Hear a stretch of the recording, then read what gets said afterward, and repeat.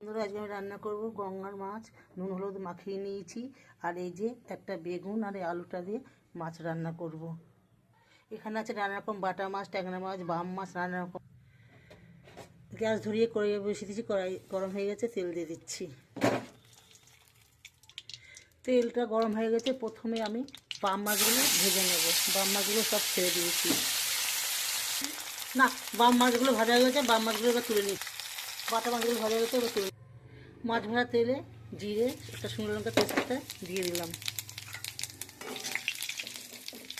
আলু, ছোট্ট একটা আলু আর 8খানা বেগুন কেটে নিয়েছিলাম দিয়ে দিলাম। নেড়ে চেড়ে ভালো করে ভেজে নেব। কটা কাঁচা লঙ্কা দিয়ে দিলাম। আর স্বাদ মতন হলুদ, নুন, কটা একটু জিরে আর ধনে গুঁড়ো দিয়ে দিলাম। দিয়ে এবার একটু নেড়ে চেড়ে কষিয়ে নেব। বন্ধুরা, কষা হয়ে গেছে, এবার ঝোল দিয়ে দিলাম। বন্ধুরা, আলু বেগুন গলে গেছে, এবার সব ভাজা মাছগুলো আমি দিয়ে দিলাম।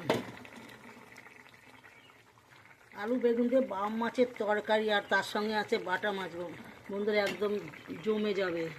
বন্ধুরা, আমার মাছের ঝোল হয়ে গেছে, এবার আমি নামিয়ে নেব।